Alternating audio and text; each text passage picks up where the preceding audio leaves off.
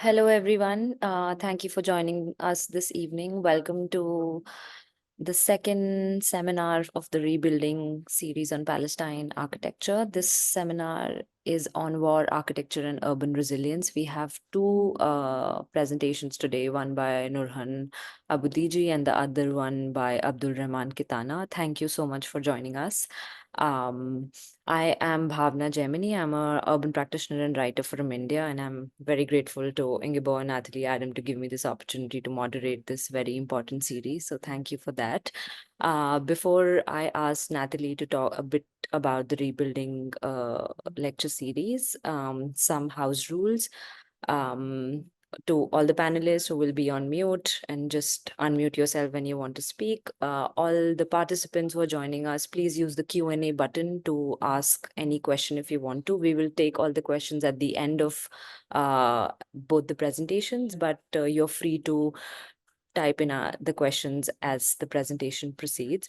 There might be some technical difficulties during, but please bear with us. Do not leave us. We will try our best to resolve it as soon as possible. So thank you so much again. Natalie, would you like to go and talk a bit about the partners of this series, which is the Birzeit University and the Engineers Associations from the Jerusalem Center and the Royal Danish Academy Institute of Architecture? Thank you so much. Let me just say a few words. This series take place within the rebuilding project. And the reason we have a rebuilding project is that both built and natural environments are affected by disasters of various natures around the world. They can be social and political conflicts, it can be natural disasters, and it's ongoing irreversible consequences caused by post-industrialism, climate change, and the biodiversity crisis. To rebuild for a sustainable future, we must understand the place, the culture, and the community that needs rebuilding. So with this specific lecture series within the Rebuilding Project, we aim to bring an understanding of architectural heritage and current building practices in Palestine. And we are very happy to be able to collaborate with esteemed Palestinian architects and researchers who are presenting their knowledge of the country and its communities, which of course are shaped not just by materials and structures, but by culture and identity. Each of the places in the world that need rebuilding, and for those it's specific to that place, the factors surrounding the rebuilding and the need are different, but what we share, we can collaborate across borders, sharing our knowledge across these differences, because although the specific action needs to be deeply anchored with the people of the place, we can learn from each other, we can give understanding to each other, and in that sense we can both create a stronger architecture everywhere. We can also build up our ability to act in our own local community, and hopefully we can also encourage a peaceful development through our professional input. So that's not too humble ambition of the Rebuilding Project, and it's such a pleasure to be in this specific series and to be able to learn from the lectures we have with us here today. Thank you very much. Thank you, Natalie. Nadia, would you like to tell us something about the Engineers Association of Palestine of Jerusalem Center and why you are partnering for this lecture series? Good evening, everybody.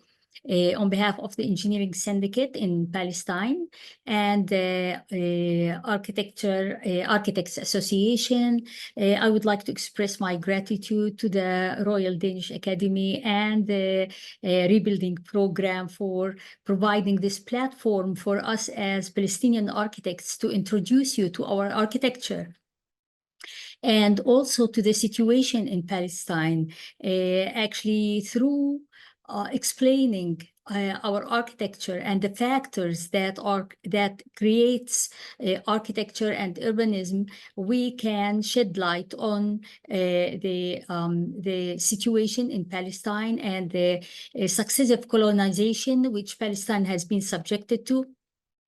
Until the recent time, the last colonization we are suffering from is the Zionist colonization, which I think you are watching on TV, the impact of and the practices of this colonization, which is practicing genocide against the Palestinian people and precisely Gaza Strip these days. Well, the first seminar, I guess, gave an introduction. We are going to continue today by explaining more and more about architecture in Palestine and urbanism and the factors that are shaping this architecture and this urban development. And our two speakers today will explain to us their researches that has been done for so many years. And I'm very glad that they are going to share it with not only a Palestinian audience, but also a European audience and participants.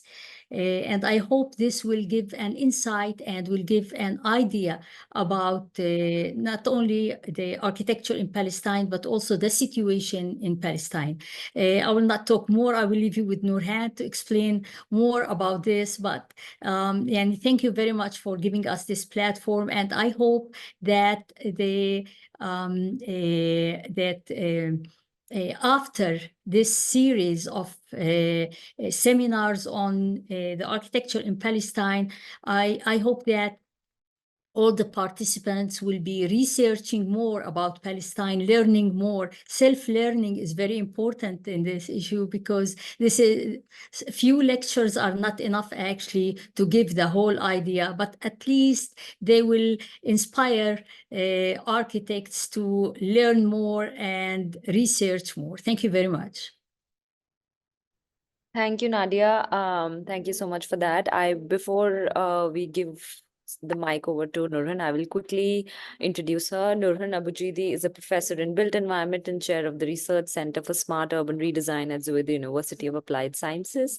She founded the Research Center in 2016 and with the research focus on sustainability with attention to resilient architecture and urbanism. Today, she will examine contemporary political violence and destruction in the context of the colonial projects in Palestine. Thank you so much, Nurhan, for joining us today, and over to you now. Thank you so much.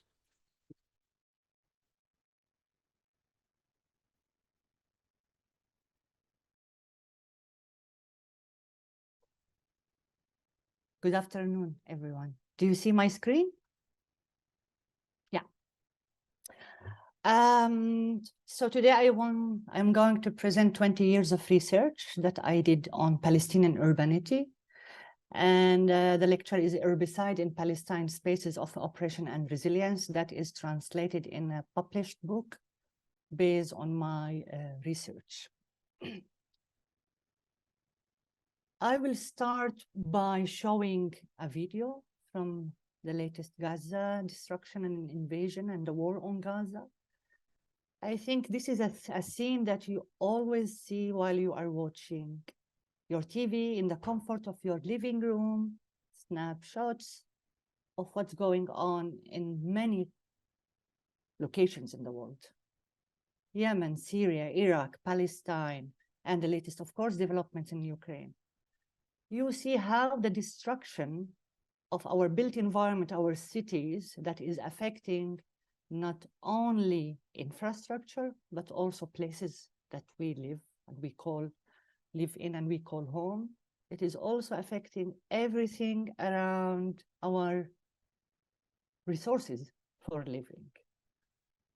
But the most important thing that we need to realize after closing our TV, that this destruction has huge impacts on people who are witnessing this trauma. They are losing their homes, places of living, places where they also built up their memories, shared laughs and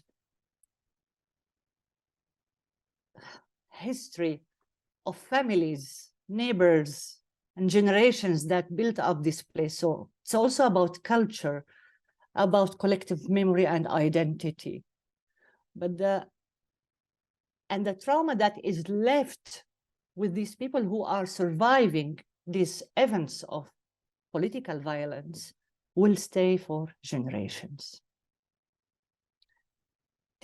Within these political ecologies, I am very much interested in researching military urbanism and architecture of resistance.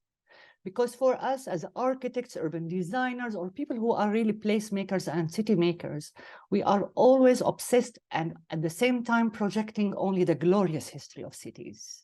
We are only celebrating civilization, icons of architecture and so forth, forgetting or shying away from the fact that the development of architecture and cities and civilizations went hand in hand with the development of war machine. So for me, I want really also to shed light on and analyze the city as a scene of catastrophic death, the city as a target in warfare and colonial context, and showing how our own discipline, urban design, architecture, urban planning, is used and abused to be integrated in many military doctrines and exercises to force control, and of course in colonial projects like in Palestine that I will show in this lecture. Within all these types of political violence events, the destruction is always justified under the pretext of collateral damage and damage for security reason. So it is unavoidable damage because of the proximity of this house near the military target and so forth, or the target presents a high significant military importance. I argue that this pretext is not correct. Of course, all these pretexts is meant to avoid having any legal consequences, like a war crime, crimes against humanity, because you are destroying, of course, people's places of living. There are many other doctrines and disciplines that were, or discourses that are also emerging to explain these moments, such as ethnic cleansing, genocide, and also herbicide, homicide, identicide, name it. For the purpose of this presentation, I will focus on the concept of herbicide, a concept that I developed during 20 years, just to give a sort of a methodology, a protocol, forensic evidences that this destruction is intentional. It's not collateral damage. It's not damage for security reason. And it is under this pretext of killing the city and the intentional destruction of cities and territories. And there are so many forms of this destruction, also by other forms like construction, strangulation, and so forth. One of the forms of herbicide is also the herbicide by construction, in which, at least in our case in occupied Palestine, the construction of the apartheid wall was meant to establish zones of separation between what is Palestinian and what is Jewish or Israeli, to enforce this idea of the Jewish state on historic Palestine. Sorry, I have cold. Other forms of herbicide by strangulation and regulations are all these laws that are in forms to distinguish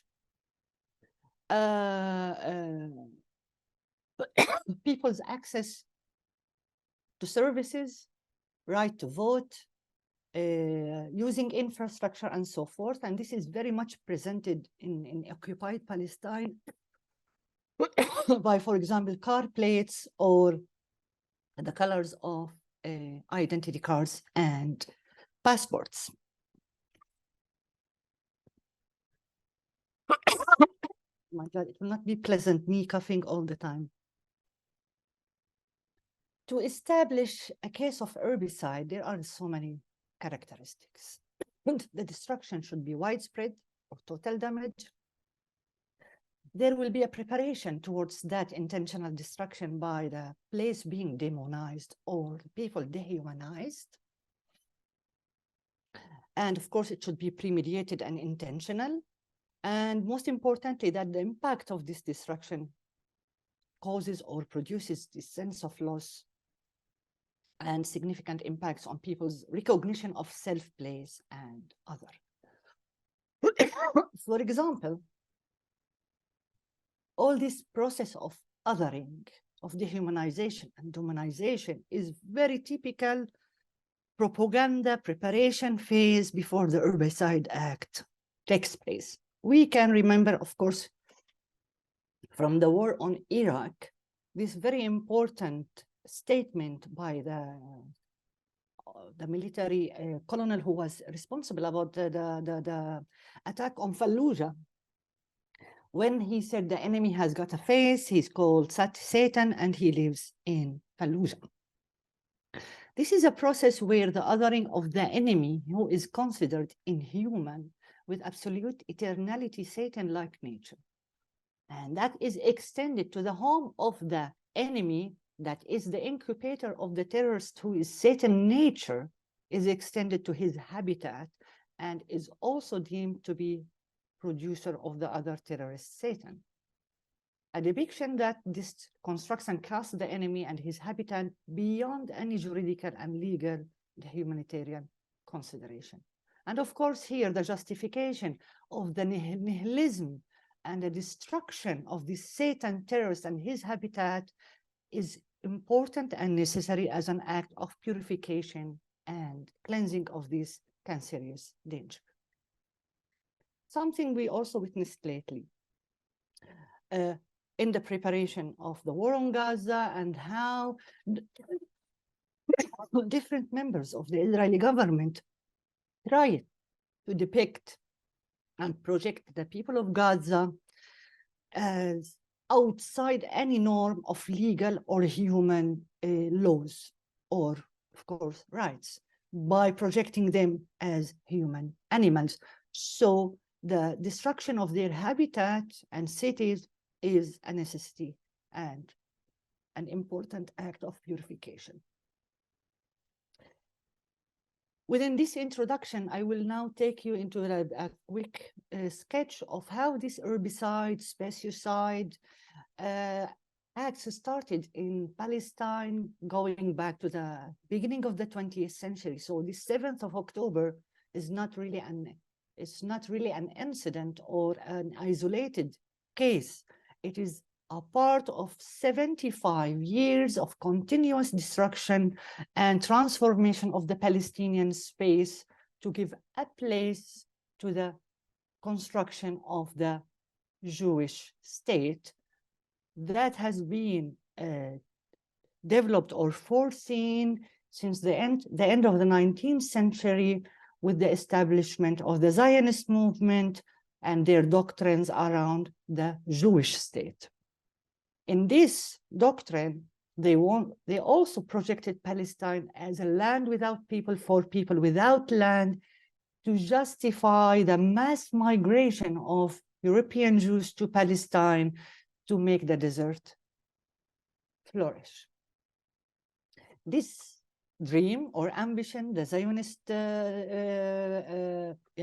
plan to colonize Palestine, was accelerated by the Balfour Declaration in 1917, when Palestine was under the British mandate. So the British government and of course with the royal family wanted to give to force and facilitate this establishment of a home for Jewish people by granting Palestine as the base to establish that Jewish state, which was later adopted by the United Nations resolution in 1947.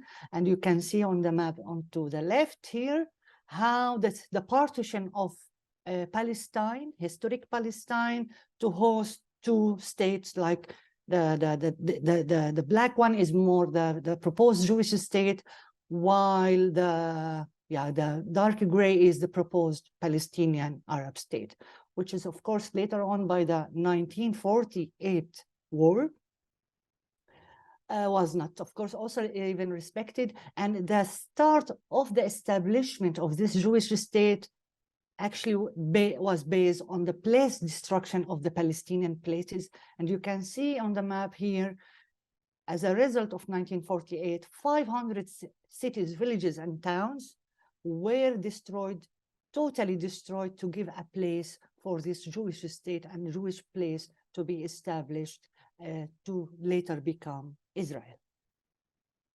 Within 75 years of the Israeli colonial project in Palestine, there was an active process of not only place destruction, but also place construction. So Jewish colonies, also Israeli cities and towns, infrastructure, even appropriating landscape, Judaizing all the names to biblical names to claim the place and the identity of what was once Palestine. And now you can see here that all the apparatus that was developed by the Israeli and the Israeli government since the establishment of the Israeli state in 1948 was this matrix of control where everything worked in a cogwheel to lead to that establishment, from military laws, land confiscation, the development of Jewish colonies,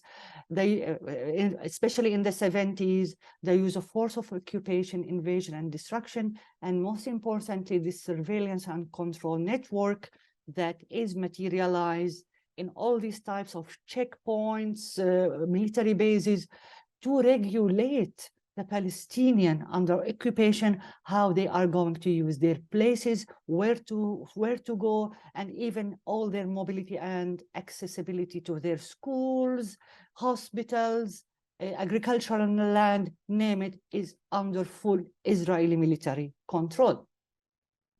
And this is how the Palestinians in the occupied territories, especially in the West Bank, are experiencing this matrix of control. As you can see, it's sort of an archipelago where the Palestinian place, which is mainly the white areas here, is sort of acting as an alien to its natural environment. They are just floating in a sea of areas that are under Israeli military control. So we can no longer talk about Palestine as a territorial or geographical location. We can only talk about Palestinian space. This is, of course, the result of 75 years of place transformation. And they are the spaces that host and produce the Palestinian experience. Within this space, till now, boundaries are theorized as rapidly collapsing, shifting, and re-emerging. One of these spaces are the spaces of exile and refuge. So since the two wars, 1948 and the 1967 Arab-Israeli wars, with the expulsion, destruction of Palestinian cities, towns, and villages, loss of life, and the following exile, constituted a concluding chapter for local communities that testify to the disappearance of what was once Palestine. It is important to highlight here that during the 1948, 700,000 Palestinians were forced outside Palestine, and now they are residing in at least 70, between 50 and I'm not sure, 50 refugee camps inside the occupied territories, the West Bank and Gaza Strip, as well as Jordan, Lebanon, and Syria. So Palestine, at least for us Palestinians, is vanished from the geopolitical map of the Middle East. And a new emerging state of Israel was to surface. A new history, urbanity, and identity were to be formulated. At the same time, novel Palestinian geopolitical spaces were constructed and physically manifested in their exile and out of their original context, as it is visible in the refugee camps. Now I will focus more on the more detailed research that I did on Nablus city, especially the old town of Nablus. during the Israeli invasions between 2002 and 2005. And Nablus is a very specific Palestinian city that is 70 kilometers north of Jerusalem. It is considered to be the economic hub or the economic center for Palestinians. And the old town, as I show here, has also, and it is very much related to this series about rebuilding. So the significance of the old town makes it very important to pay more attention how the Palestinian also culture identity was subject to destruction in an intentional way. So the historic town of Nablus dates back to the Roman times, so it's almost 2,000 years old, and the existing urban fabric dates back to the late Mamluk and Ottoman period. So it's more of this vibrant Arabic, Islamic type of urban fabric that hosts generations of Nabulsi community. It's very vibrant in terms of economic aspects because it is the destination of all the villages around Nablus where they bring their products to sell, but at the same time shop in this city. Nablus during or in the preparation of the invasion in Israeli invasion in 2002, this matrix of control that I just explained that is represented in the fixed matrix of control and a temporary matrix of control for the purpose of invasion, as you can see here, was used to facilitate that military invasion. Nablus is sort of a city that is located in a valley surrounded by two mountains that makes only like one entrance and one exit, at least from the main infrastructure perspective. And all of this infrastructure during that invasion was, of course, closed by main checkpoints and military bases. And at the same time, there were diverse military camps and Jewish colonies on top of the city mountains, also as a form of military control, but also as a form to control the expansion of the city urbanity. What I find interesting, how during this invasion, the whole urban fabric of the city was seen or reversed from military perspective, that the invasion and controlling the city or entering the city didn't go into using the main infrastructure in terms of streets and public spaces. Actually, a new military tactics or strategies also were used by, we call it sort of walking through walls or swarming through the urban fabric, and all these forced routes that were like holes bombed into walls to move from one building to another. And of course, you can imagine the tremendous impact of this action on the structures of the buildings and how much destruction they have caused. And here I show you an example of these forced routes in Al Yasmina neighborhood. I mapped all the openings inside buildings. I think it now doesn't exist anymore. And if you see here that entering a house that which is a form of all these clustered building over each other, dating back to 2,000 years old, you know, in terms of foundations and the architectural typology with cross faults. So bombing all these holes within these walls just to enter a house or exit a house, of course, has impacts on the construction of the building. But what I found puzzling, how they enter the same building from diverse directions or exit sometimes into nowhere. And all these openings as well in very important structural elements in the cross vault. Knowing the Israeli army and how well equipped they are in terms of technology, and they were also having all the maps the Ottoman archives and the British Mandate archives, so they know exactly how to move inside the city. So all these types of openings were not needed actually to enter the house, but mainly where they were meant mainly to cause more destruction in the city structure. Mapping the patterns of the destruction, you can see that at least 75% of the city was subject to destruction. We are talking about historic center structure, but also the Nablus is declared also by UNESCO as a heritage site. So the significance of all these buildings that were destroyed was very high.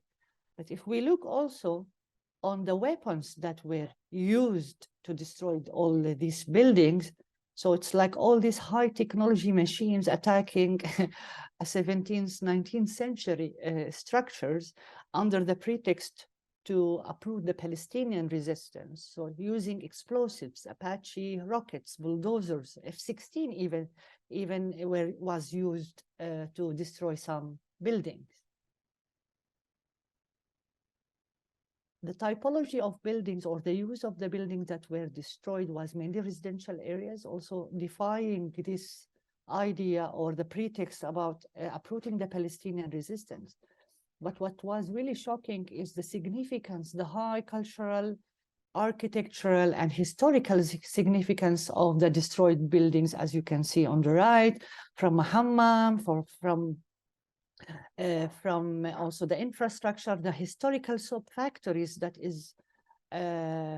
Nablus is very famous for. Like two of them were from the 18th century were totally destroyed. As I can see here, this is the scale of the destruction of the two soap factories.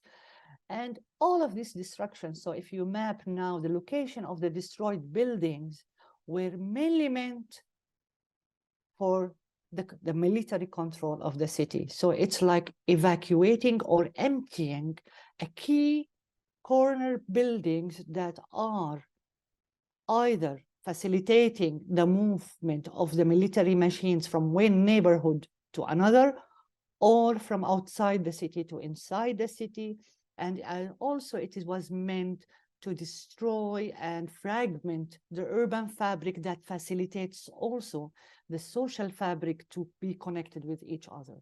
Nablus is very well known for its social solidarity. All the families know each other. So during times of crisis, and Abdulrahman will explain more in details this process of resilience and how the architecture facilitated that. So the destruction of the architecture itself was meant also to break down all these social solidarity between the Nablusi family.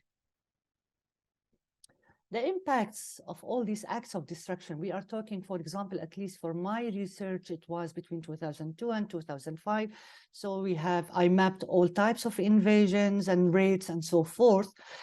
But this systematic destruction during at least 3 years, and I think it is still till now with many raids, have also huge impacts on the human experience and how people experienced living in their cities under these conditions. For example, as I mentioned, Nablus is the economic service hub for all the villages around the city. So accessibility for these villagers towards health care or going for all these necessary items for daily life was forbidden thanks to the checkpoints. So people were like seeking all these agricultural routes around the city using unconventional, of course, tools of transportation. The experience of this collective detention, collective death, and the never stopping loss of the loved ones, of course, had huge impacts on people, especially the young kids, how they experience these events. Another factor that I wanted to say about the collective detention, that the city was evacuated from all its male members aging from the age of 14 to 60. So all male members of the city were taken to a nearby detention center. So the Israeli army was attacking a city that is mainly inhabited with women and young kids. Another also defying dimension or like text around the uprooting of the Palestinian resistance. But I find also like shocking how the city and its domestic space becomes a military domain. So this swarming through walls, just going and walking through the houses to reach from one point to another, also make it unsafe, and all this blurring between the public and private, of course, existing. So imagine you are sitting in your living room and then soldiers just jump from your roof. And I think this is very interesting to quote how people really experience this conversion of their domestic space. I quote here Khoury, who explains, and I quote, "Go inside," he ordered in his historical, I don't see all the text now here because of all these things. Broken English. Inside. I am already inside. It took me a few seconds to understand that this young soldier was redefining inside to mean anything that is not visible, to him at least. My being outside within the inside was bothering him. Not only is he imposing a curfew on me, but he is also redefining what is outside and what is inside within my private sphere. And this is exactly how Agamben explains this state of exception, where there are no definition or differentiation between all what we know between private, public, resident, combatant, and all this neutralization of the distinction between, concepts that we are used during our daily life activities are blurred during these types of military invasions. Another impact is how long years of curfews, of checkpoints, of being under siege also affects people's collective memory and understanding of self, other, and the outside world. During my field work, I worked also with young kids, and one of the kids asked me, he was 13 years old, so he was under curfew for so many years, and he asked actually, how the sea look like? How does it smell like? Do you have in Europe checkpoints? Can you move from one city to another? And this is really like mind-blowing how concepts that are taken, at least for me as a Palestinian living in Europe and also for Europeans, I understand, of course, these questions, but for Europeans, any concept or things that you take for granted, that I can have an agenda, I can plan my day, I can go from one city to another. These simple acts, simple concepts do not exist in Palestine because everything is really and literally under the control of the Israeli military. So everything is really doubted. And here I quote Musa, he's from Gaza, and his dream was to go to Hebron because he had a girlfriend there and he wanted to meet her, but he couldn't because of course, all these checkpoints and constraints on the mobility of the Palestinians from one place to another. So imagine reaching another city becomes your life dream. Another impact is on the collective memory, especially with young kids. So I did this mental mapping with a group of kids, and I asked them to draw the city before its destruction, and especially their neighborhoods. And if you can see here on the map, the mental map on the right, the only thing they remembered is the destruction. Like a door was bombed here, the tank was placed there.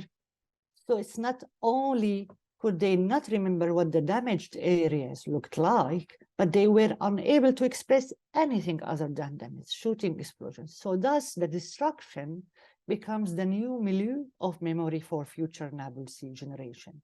I want to add here, when they wanted to talk about Nablus, the young generation and also the other Nablusi community, they said Nablus before was heaven.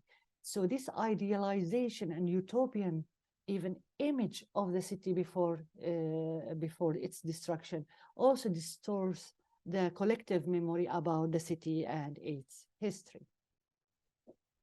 Another drawing from the Kids and Art project, where also this presentation of the other as the military, the one who comes to destroy and occupy and cause all this disturbance in this daily life. It's something that maybe also people in Europe don't understand. For the Palestinian, the only image and memory of the Israeli is only as a soldier, a military soldier.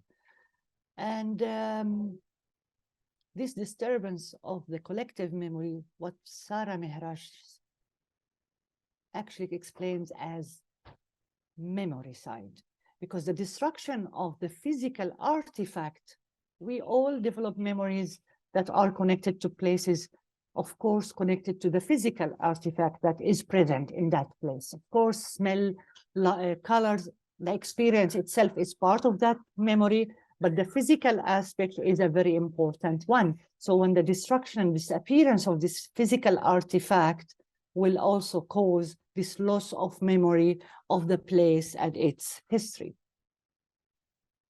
Of course, the Palestinians are not passive agents.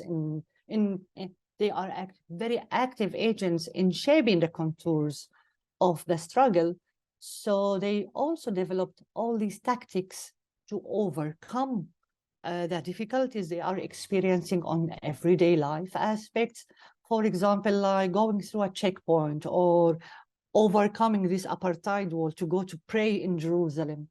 So it's like in their subconscious and their understanding of their space and place and how it is composed and how the Israeli military control apparatus is integrated in their Palestinian place, they develop certain type of knowledge on how the apparatus of controls function and how they can also overcome and break through to, of course, continue their daily life activities. For example, you can see in Jerusalem that the students, the little kids in the primary school, where the apartheid wall is like dividing two neighborhoods or a village from the city, how they are like creating all these mini routes through that, the wall or around the checkpoint, just to do the simple act of reaching their schools. Other forms of resistance are what we call steadfastness, sumud, is by just being there, going on with your everyday life activities, is by itself as a form of resistance. Reconstruction after the destruction actions during the many military raids and invasions, this is a continuous act in the occupied Palestinian territories. It was also during the invasions or the wars on Gaza since 2012 till now. And there was always this attachment to architecture, to the, in a way that it is the evidence of our existence. So it is a very important aspect in the Palestinian resistance discourse, architecture and the reconstruction and the maintenance, and to keep that architecture as a witness of the Palestinian identity. Resistance through commemoration, of course. Now, if you go to Nablus Old Town, this is what you will see. So this commemoration of the martyrs, the young members of the resistance that were like killed, assassinated during these raids and military invasions, there is a continuous celebration of these the symbols of resistance, and they are becoming little by little the new sort of townscape of the city. And this is amazing because now the city that should be, and its public space should be the embattled arena for, or the celebration of life and so forth, now becomes the continual commemorations of the never-ending events of death. For the Palestinians, to exist is to resist. And the last form of resistance is the decolonization. Decolonization of space and architecture. And in the past 15 years at least, there are the simple actions of the Palestinian activists who are sort of claiming back a Palestinian place or space that is under military control for 2 hours or 1 day, camping somewhere like a Bab al-Shams movement, going back to the Palestinian villages, destroyed Palestinian villages inside what is Israel now, just as an act of keeping the memory and the cause alive, and also making the statement that this is a Palestinian space. And the tunnels of Gaza is, of course, the manifestation of this decolonization of space. Now, I want to end with this question, because of course it's interesting and important that we are raising awareness, talking about what is going on in Palestine and the colonial projects there, but the complexities cannot be unfolded in 20 minutes or half an hour presentation. I think we need really to dig deeper into these questions. But what is our role as academics, as practitioners, to be part of this emancipation, resistance, and social justice movements? For me, I want to call for the decolonization of knowledge, decolonization of the university, because now most of the knowledge that we have in the Western academia is sort of promoting or whitewashing the colonial programs and the history. If we look now how the colonial, for example, the colonies that were in North Africa, and how they were justified, at least in my education, urban design, here in Belgium, they were presented as an act of empowering, about an act of civilizing and bringing modernity to the colonies, which I find an insult actually to academia. So how can we now rethink all these doctrines, discourses that we are taught in the Western academia around urban design planning, emancipation, and so forth, especially that is linked, the one that is linked to the colonies, how we can rethink that and bring the narrative to, and bring the voice of the people themselves. It's not the colonizer who should write the narrative about the colonies. It is the people who are actually, who lived and experienced the colonization period. Based on that, I'm also calling to and enforcing this call to the boycott movement, by boycott, divestment, and sanction that started in South Africa as a tool or a counter tactic towards the colonialism, and especially towards the Israeli academia. You might say, why the Israeli academia? For me, it's not only that because of their silence is sort of a complicity. I think it's also important to highlight that the Israeli academia is also contributing to the colonial project in Palestine, not only by developing and advancing the technology, military technology and security that facilitates the physical control of the occupied territories, but also how much they are feeding and using the planning, urban design, the philosophy to develop all these military tactics and integrated in the military doctrines. As I mentioned, the urban swarming that took place in Nablus was really based on all these theories, the inverted geometry theory that was developed also by academics. So it's important also to make that a statement towards the Israeli academia. And I will end with this, to shock you that all this plan of the siege of Gaza, the control of Gaza, was also prepared by academics from social science, from ethnographic science, from urban planning, and so forth. And this is where I want to show how much they are engaged in enforcing the colonial apparatus to make people's life difficult, and also leading to this projection of the Palestinian to be not worthy and inferior. And here in this quote, you can see how much the people of Gaza are seen as terrorists, and the young boys of the army should only do is kill and kill and kill every day. But the most important concern is how, after all this killing and destruction, to come back home to their families and act as a normal human being. This is a quote from a professor from the University of Haifa. So in memory of the 30,000 Palestinian innocent people whose life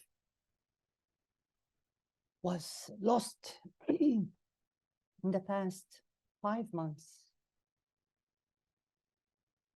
for the simple reason that they are Palestinians, and their only fault that they were projected and classified as inferior.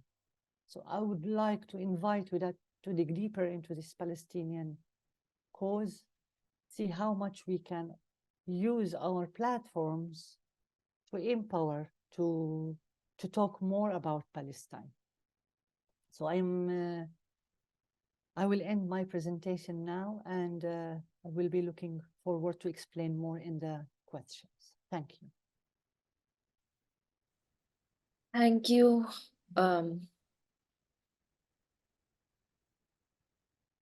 Thank you so much, Nurhan. That was I don't know, I don't have words, but there was just so much substance in there in terms of for all of us as practitioners, as academicians. And while we're waiting for, I think Abdul Rahman will be able to join us, Adam, in a couple of minutes. Yes, right. Yes. But just to talk a bit about your presentation, I think what you were talking about herbicide, and I was thinking about it, and I think it is also a very useful lens to look at how, not just in context of what Israel is doing in Palestine, but it's also a useful lens to look at what happens to marginalized communities in all the cities, the ghettoization of low-income groups in India, like it happens right now to the Muslim populations, the lower caste people. I think these are it gave me a very important lens to look at, that you don't have to have a whole colonial project to do that. You can do it in do it in like a very small, at a smaller scale, and it gave it's very useful. And I think once we start looking at it like that as practitioners, we can also then find out measures to counter it. But the most important that we need to understand, every line you draw means something and will have impact. This is really the message here. All this apparatus of control was developed and designed by architects and urban planners. So let's be also clear about it. It's our, if we can call them peers, who did actually contributed to all of this. Ingebo, you had your hand up. Yes, thank you, Bhavna, and thank you, Nurhan, for this really interesting presentation. It's quite impressive work, and I think I just wanted to comment on, because at our academy we work with the UN 17 Sustainable Development Goals, and one of the topics that we often discuss both with our own students, but also when we go and talk to other stakeholders working in the built environment, is how architecture and how the building practice can interact with all aspects of sustainable development, but it can also do the opposite. And I think your presentation is probably one of the most convincing ones I've seen, that sort of showcases the power of architecture, both as a design practice, as a building practice, but also as an academic practice, in order to sort of shape the conversations that we have about who we are, where we are, and who is invited where. So I was just wondering if you could comment a little bit about further about that, because I think that's such a powerful way of looking at, as you say, our field of profession, but also demonstrating the reach that we that work, not only architects but everyone who's engaged in developing the built environment, the reach we have and the responsibility we have to actually impact the physical surroundings that we are in and that we are asked to contribute to the development of.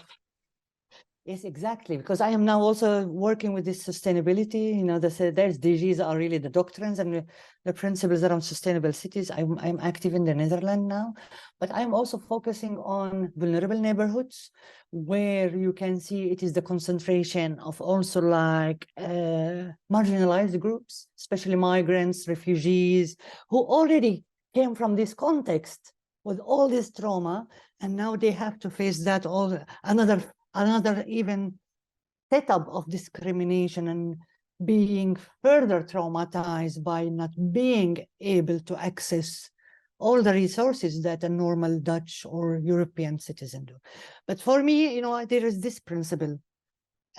When you are an urban designer or an architect, it is all these layers in the urban context, you cannot really separate them. I cannot talk about energy transition without talking, or like energy justice without talking about social justice, economic justice, environmental justice. They are all interconnected. And if you destroy one item from the chain, the whole will be affected. So for me, architecture can play a huge role to achieve social justice. If you improve life quality in social housing, this is important. Of course, using energy, circular, name it. If you are developing a public space in these types of migrants neighborhoods, using like ecological, you know, green infrastructure, like facilitating people, you know. So I think all these layers are interconnected. And of course, in Palestine, if you see, I only focus on architecture, but around Nablus, the Jewish colonies, you know, they are destroying all the agricultural land, like just letting their sewage to the agricultural land and the olive groves. So it is systematic destruction of all what you can see beyond architecture. The whole built environment is under attack. Thank you, Nurhan. Thank you, Ingeborg, for your question. We will get back to the discussion after Abdul Rahman's presentation, who's finally joined us. Thank you, Abdul Rahman, for being here. I will quickly do a quick introduction and then you can start with your presentation. Dr. Abdul Rahman Kitana is an architect and assistant professor in the Department of Architectural Engineering at Birzeit University. He's from Nablus. He's also the co-founder and research director of the Yala project in Nablus, Palestine. He also has a doctorate which was focused on investigation of urban resilience and civilian survival in the Qasbah of Nablus during the Second Intifada. This lecture of his is going to investigate on how architecture can serve as an agency for urban resilience amid urban warfare in Palestine.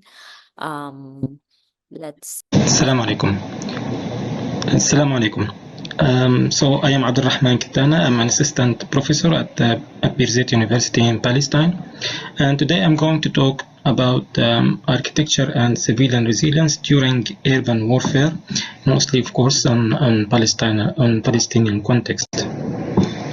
And this presentation actually adds on what Dr. Abujidi has explained in her part about the herbicide, but it will go deeper into the spatial and architectural dimensions of this confrontation. And in this regard, I would like to highlight that for more than 100 years of this confrontation between the Zionist settler colonial project and the Palestinian people, the architecture has always been an open signifier, and the space in general was an instrument in this confrontation. So from the very beginning, architecture was instrumentalized. It has been used as a tool or a weapon from one side, and also as a target on the other side. In this confrontation, we normally refer to the Palestinian different forms of resistance as sumud. So sumud literally means to withstand or to resist, but as a term here, we define it as the maintenance of stability and continuity of the Palestinian life on the land of Palestine. And in this presentation, we are going to talk about the relationship between architecture and sumud during the urban warfare. So we are not talking about sumud in general, but we are talking about how people manage their everyday life during urban warfare and the influence of architecture on that. In general, in the last few decades, and particularly since the second intifada in the year 2000, we started to see that the city became subjected to multiple forms of military violence, including siege and day and night raids, military invasions, air raids, and war, and so on.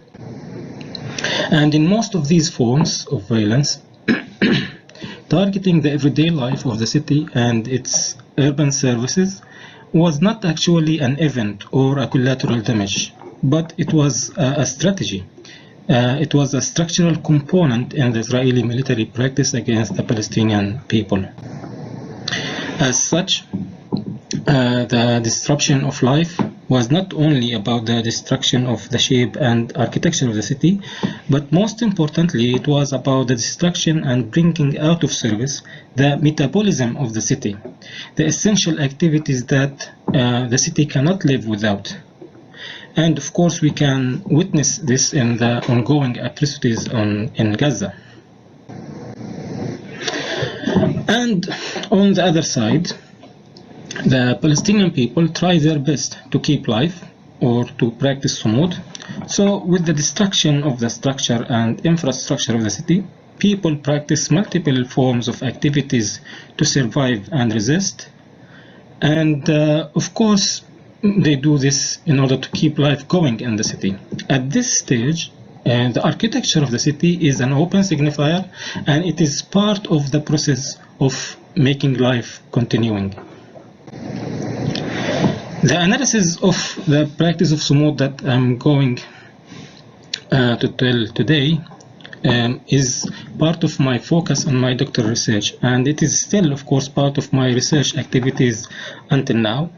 And in the following slides, I will talk more about the case of warfare in Nablus city in the West Bank region in Palestine. So the research was mainly focusing on the city of Nablus, particularly from the year 2002 until 2008. This is a general aerial Google map of the city of Nablus, and the Old Town is seen here marked in red.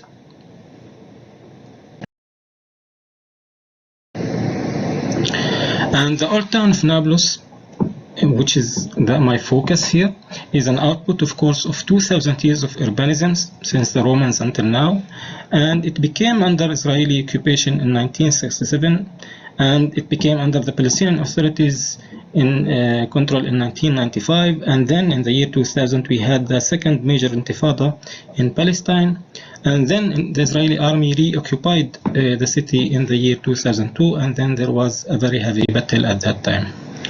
During the period from 2000 until now, the city of Nablus has witnessed different forms of urban violence and military attacks, ranging from complete siege against the city and to day or night raids and curfews that sometimes last for months, and also reaching to complete military invasions. These different forms of violence disturb the city and disturb the metabolism of the city in different ways. And we can see, for example, how complete invasion disrupts almost all sorts of urban life and destroys the urban metabolism almost completely. In this presentation, the focus, of course, on the Battle of Nablus in the year 2002.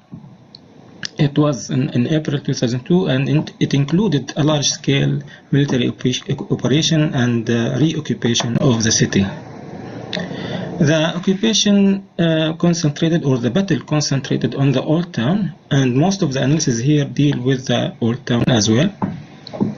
And before going into the details of the battle, I would like to highlight some features of the Old Town of Nablus, which I described in the last lecture. But quickly, the Old Town has a three-dimensional entanglement of buildings, and also it has too many invisible spaces and volumes like tunnel-like streets, direct spaces, and many other typologies. And it also has a hierarchical circulation flows from public to private and even to confidential options of movements that happen in between buildings and in private manners. And also the social structure of the Old Town is very important. It is very rich and complex as well. It is composed of multiple informal social groups that create different forms of bonding and relations. And these informal groups include the family of course, and the Jiran, which is the neighbors, but the most important groups that emerge out of the family and the Jiran or the neighbors is the men of the neighborhood, the women of the neighborhood, youth of the neighborhood, and so on. And these are very important social groups that meet in regular times and in specific places, and they interact a lot. And also we have key characters in this Old Town, like the gatekeeper or the street smart or Ali, and the wise or the midwife. And these characters actually they have very specific features that make them influential during urban combat, but also during the everyday life, the normal everyday life. I will start talking about the battle by quickly describing the Israeli invasion tactics, which Dr. Abujidi has described as the matrix of control. And the matrix of control over the Old Town consists of three levels actually. The macro matrix of control, which is around the city in general, and then the meso matrix of control, which is around the Old Town, and the micro level, which is penetrating the Old Town in the private quarters of the Old Town. The macro level is composed of military bases and outposts around the city, and they surround the city and stop and prevent movement from and to the city. The meso level is composed of curfew and road controls inside the town, so blockading and destroying the streets around the Qasbah. It also includes the temporary cantonments, which is operational headquarters in residential units at key buildings at the surroundings of the Qasbah, and the straw widow houses, which is a procedure or a technique that they occupy a house and they transfer it into an outpost or an observation place or a sniping location. On the macro level, which is penetrating the Qasbah itself, we have the launcher outpost, which is generally a building at the outskirts of at the edge of the Old Town, and from which they start to invade the city through the Old Town through the worms. And the worms, which is described as walking through walls and penetrating the Qasbah from one house to another through overground forest routes. And this technique was explained a lot by E.L. Wiseman in his article Lethal Theory, but also in his Hololand book. And also we have the controlling houses, which are internal straw widow houses where sniping positions are created inside the built tissue of the Old Town, and they control the streets and even the private courtyards through windows and through openings that they create. Now I'm going to talk about the matrix of Sumud.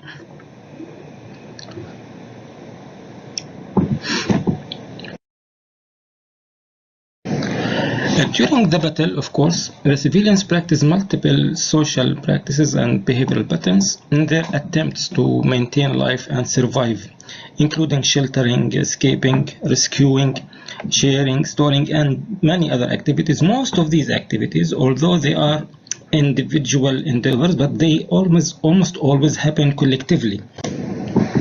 And to describe my findings, I summarized the experiences that I documented in 6 main stories that I called the survival stories, which are the 3 shelters, its curfew let's play, the collective kitchen, homing the neighborhood, the window to a new life, and the rescue path. each story in general will have the following. So it will have an introduction to the characters of who are the characters that are involved in this operation, but also it has an introduction to the stage where the story happened, and also it has introduction to the key buildings that were involved in these stories. And additionally, the story is normally described through two illustrations. One describes how space is used during a normal everyday, and how the other describes how it changed during war. And as you can see, the text in dashed red represents the subspatial practices that stopped due to the war, stopped happening. And the text in red represents the emergent or new activities that were caused by the war itself. So I will start by these stories. For example, this first story is about the 3 shelters. It is about a family that could appropriate 3 shelters in their trials to survive. Each shelter was not prepared as a shelter before war. However, some special characteristics made the families perceive safety in each space. So the first shelter was their kitchen, for example, as you can see marked here. The second was their relatives' living room, which is below the street level, so they perceive that it's safer for them to go there. And the third was in a derelict basement on a neighboring house. In their final escape, the social network was the greatest asset here. Here, the family called the wise man, who asked the street smart, these are characters that I spoke about earlier, and the street smart guy, whose name is Hazem here, managed to assign a sneak to evacuate the family. So he moved through this sneak and collected the family and took them to the third shelter. The other story is its careful display. So this story shows that despite having the Israeli soldiers occupying parts of the neighborhood, nevertheless, people could appropriate outdoor spaces to entertain and to socialize and to spend time in the time of curfew without problems, and also as a sign of opposition and resistance. The story, The Collective Kitchen, this story is about transferring a large family cluster into a stronghold and a refuge space for many families. And in this story, I showed that a small window was the access to collect food through the back door of a shop that lies in the market, but the market is a fire zone, so they cannot reach without having the back door. So from a small window here, this small window could connect the collective kitchen that is here to the shop that is on the other end through the sneak that they created in collaboration with their neighbors. This story, Homing the Neighborhood. In this story, I tried to show that what we define as a home can change during the fighting. In this case, the home for some families expanded to include the neighboring houses and even neighboring clusters. In this case, when such things happens, normally women have access to more places than men, and they gain more power in managing the new home. Additionally, we can see that all families participate to create sneaks to connect with other spaces or with other clusters, especially with places where needs and amenities exist, like shops or water springs or gas or whatever.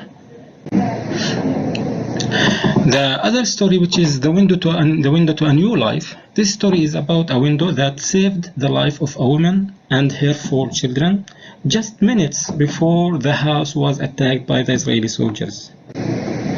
So the window that we see here, it exists in a derelict room where kids used to sneak and play secretly.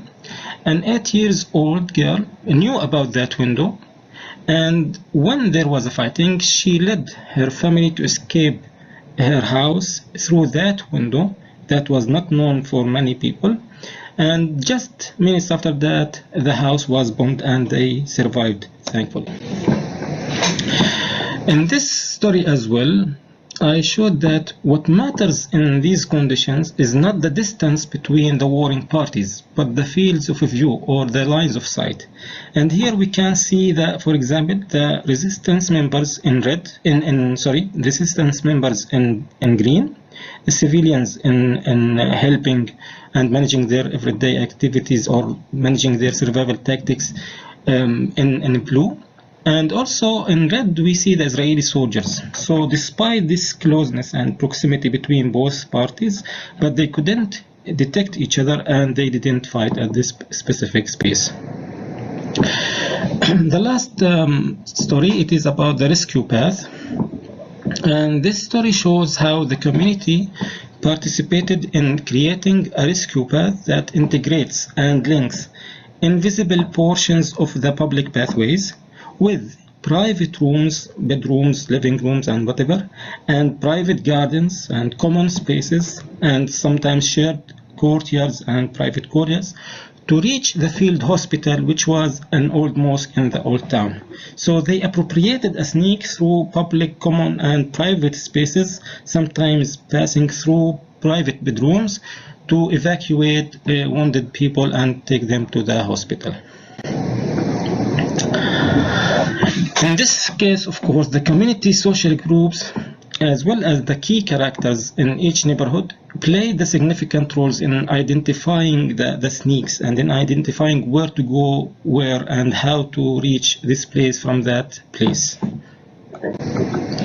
So the conclusions for my research, I could conclude that during combat, people start to perceive the city composed of different elements, and these are three major types of spaces. The receptacles, which are strategic structures, which meet urgent needs like the need to supplies of food or water, or that meets the needs for sheltering or safety. And the second type of spaces is the sneaks, which are alternative routes of movement that are concealed from the Israeli fields of view. And the third type is the edges, which are three-dimensional imagined lines that separate exposed spaces from protected spaces. And this is based on experience and trial and error, and sometimes trials are fatal and they lead to the sniping or death of someone. And I think actually the city that fails to meet these needs, actually the city that does not offer the flexibility to offer these three types of spaces, it will definitely influence the capacity of its citizens to survive and manage their everyday activity during combat.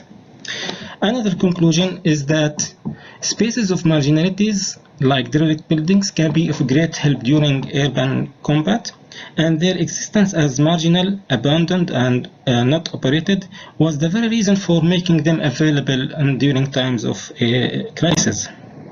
And another important point here is that the change in the right to the space, like penetrating a private space, is a core element in the matrix of Sumud, and it is actually fundamentally based on two main factors: the lifting of social conventions related to the space and who has access where, and the thick social network that facilitates the lifting and change of social conventions.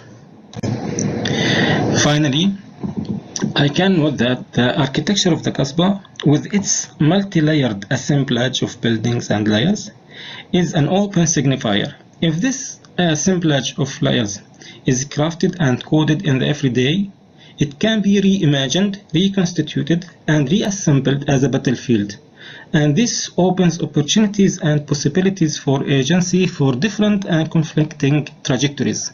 In this case, for example, the architecture of the Kasbah allowed two conflicted matrices to coexist simultaneously: a matrix of control that is based on launcher outposts, worms, and controlling houses that is chasing after a matrix of Sumud that is composed of receptacles, sneaks, and edges. And thank you.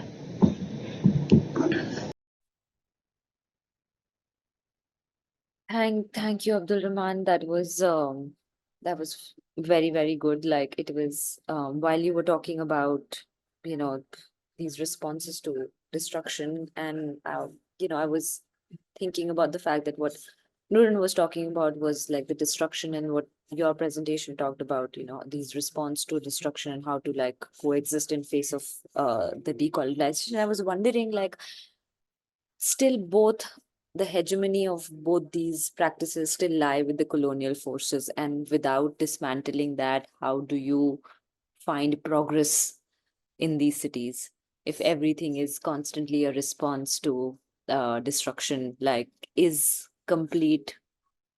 progress of any kind even possible without complete dismantling of a colonial project? I do think this is also a bit rhetorical question, but that was constantly coming to my mind. Like, these are very sophisticated systems that people have developed to respond to the very brutal destruction of memories, people, places, but it's still somewhere, but they're also being normalized. Natalie, now I would like to quickly invite you to just sum up your thoughts about both the presentations. I would like to simply thank the two presenters for all of the richness of the knowledge that they brought to our attention. And I think we will need to go back to what was said by you, Nurhan, that we must research further, because we will not finish our contemplation and the meaning of what you have presented within the time frame of today. But I will cede the time to the Q&A given the constraints. That's from Hassan Chicho. He asks, I'm aware of the expanding illegal settlements in West Bank to avoid a two-state solution, but do you see a solution for the two-state? What is your point of view from herbicide to rebirth? The next question is from Sneha. Thanks for sharing this detailed analysis. Can you share broadly how the research was carried out and what data sources have been used? This question was asked in reference to your presentation, Nurhan. And we have a final question, which is from Odd, that says, from your perspective, how do you see temporary or transitional architecture and urbanism that contributes to resilience in post-conflict reconstruction efforts? Over to both of you. I will start first by the question about data. Well, don't forget that this is we are both from Nablus, myself and Abdurrahman, but we have a generational gap. I'm much older than him. So my work on Nablus started when I was a student in Birzeit University and my professor Nadia Habash. So this was part of our local architecture courses. So it was this, and this is where I find our academia playing a huge and significant role of empowering all these professionals with the knowledge needed to be active and shape also the architecture as a sumud, as a resilient, as a resistance. So it's really 20 years of research on Nablus, but for that very specific presentation during my PhD, I did 3,000 hours of research in Nablus. Not me alone, I also asked students from the 5th year of architecture at Al-Najah University in Nablus to help me. So I had a team of 5 myself. So what we did, we have qualitative and quantitative research. The first one was really going to the neighborhood with a questionnaire around, like, okay, the typology of the building, all these types of like the physical conditions of the building, right?